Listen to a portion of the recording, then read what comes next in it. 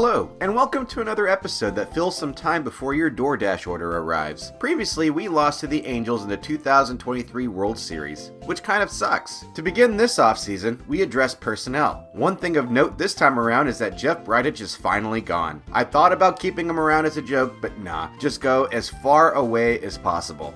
Hit the road, Jack, and don't you come back no more.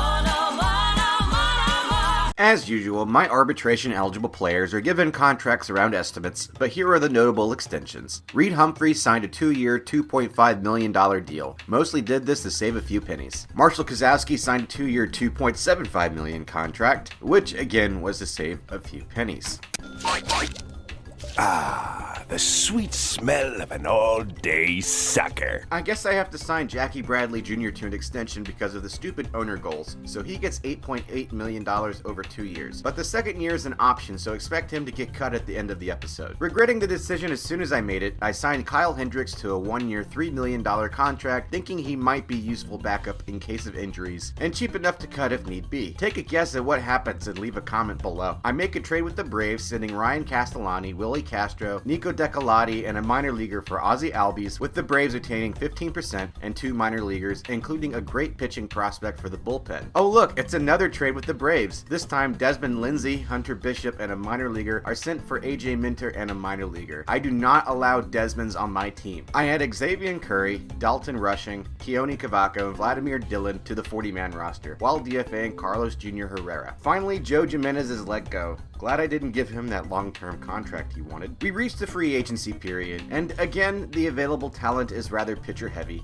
This is something I've noticed happens when you progress into later years. I don't fully understand the reason other than just AI programming. I offer a 1-year contract to Connor Capel worth $3.3 million. At the time I made this offer, I was thinking about short-term help in the outfield. But for the big catch, I signed Noah Syndergaard to a 6-year, $188 million contract. Because of this signing, I made yet another trade with the Braves, sending German Marquez and JT Realmuto for Ronald Acuna Jr., with the Braves retaining 15% and Logan Brown. In order to make all this work, I end up DFAing Pedro Castellanos and Terran Vavra. Finally, a trade with a different team. This time, Josh Hader the racist and Alexander Guillen are sent for 2 minor leaguers, one of which is a top prospect. I pick up Garrison Burris in the Rule 5 draft as well. That 26th player on the team is really handy sometimes. One more trade this offseason, this time with the White Sox, sending Jonathan Daza, Trey Jacobs, and a minor leaguer for Edwin Rojas and 2 minor leaguers. And amazingly, with no injuries during spring training, we arrive at opening day. After all the usual demotions, here are the pitching assignments and lineups I have. Overall, I'm really happy and think we'll win it all this time. Per tradition, I play the opening day.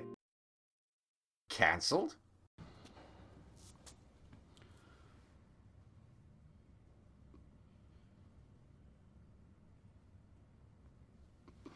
I got nothing. Jesus fucking Christ, what good are you, you fuck? This is new. I've never had this happen in this game on opening day, so I guess now I'm managing a doubleheader. Great. Okay, the only thing dumber than playing 2 boring-ass baseball games in one day is putting a 2-hour delay in between the boring-ass games. Here is the first game lineup I used. Kinda different than what I would like, but I have to rest some guys. And in this one, our guys were fucking savages. The Rockies had 4 home runs, the biggest one being from Tristan Gray, bringing in 3 runs in the bottom of the 7th. We beat the Cardinals 12-3, and Noah Syndergaard pitched a complete game. That's how you save a bullpen. As for the second game, here is the lineup I used. Once again, we outperform our opponent in dramatic fashion, including this brilliantly timed pinch hit 2-run home run by Parker Meadows. We beat the Cards once again 7-1, and Shane Bieber went 8 innings. 2 games, and I barely used the bullpen at all. This was an absolute best case scenario. We simmed through April, and the first thing of note is a suspension by James Marinan. That did not take long. That's what she said. That's my joke. Damn it, Dwight. Dakota Bennett is no longer injured and is sent to AAA. Vladimir Delone is out for 3 weeks. I call up Keone Cavaco in his place. This is my new lineup. We enter May with an underwhelming 10-14 record, a .417 win percentage, last in the division. First months of the season seem to be the worst, so I'm not that concerned.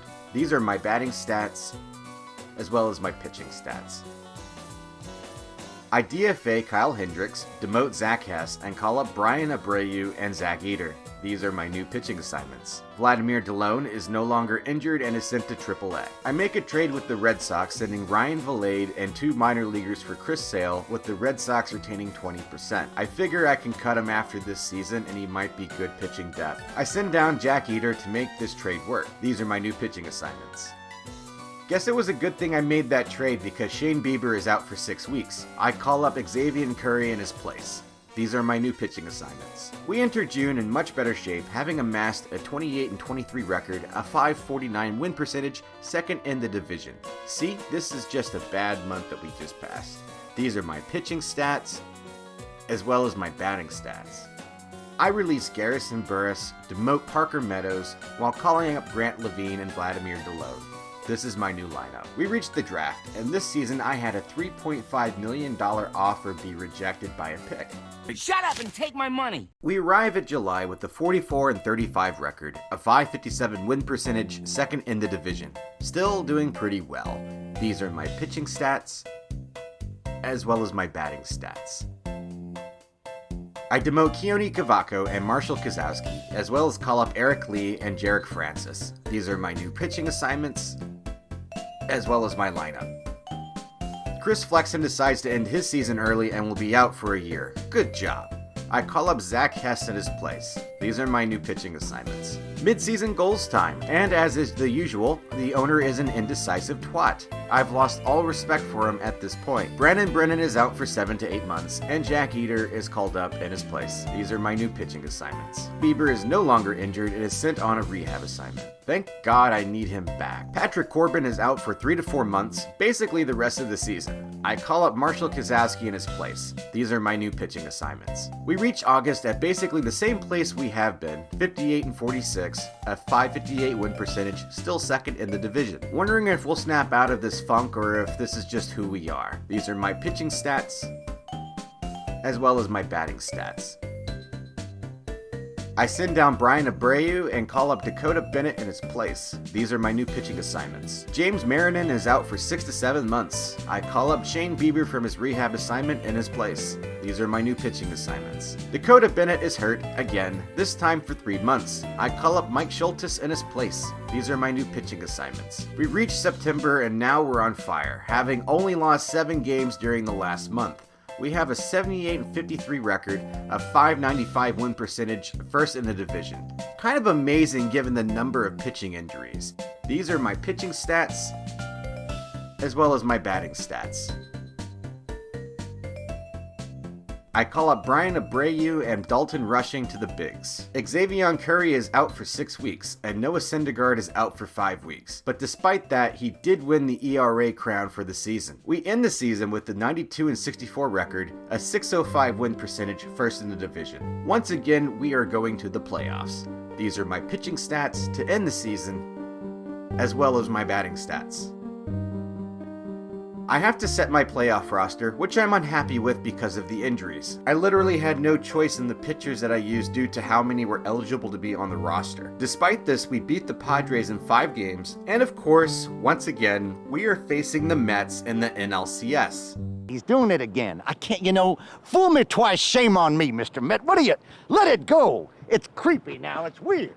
Surprisingly, despite the pitching injuries, we sneak past the Mets to secure our spot in the World Series in 7 games, where we'll be playing, again, the Angels. Okay. I made one roster change, replacing Mike Schultes with Xavier Curry, and with that, I guess we're gonna press our luck here.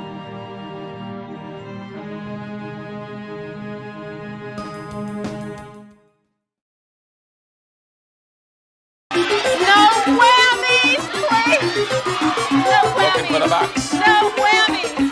No whammies! No! Stop it already!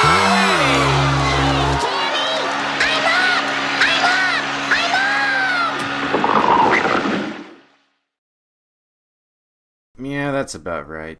To end the season, we find that Adalberto Mondesi has opted into the remainder of his contract. We void the contracts of Chris Sale and Jackie Bradley Jr. See, I told you I would. The owner is happy with my performance. Let's see how long that lasts. And our budget for the next season is pretty much, what we've been accustomed to this point. So that's pretty much it. I've got nothing else for you here. Just wait for the next video like everyone else.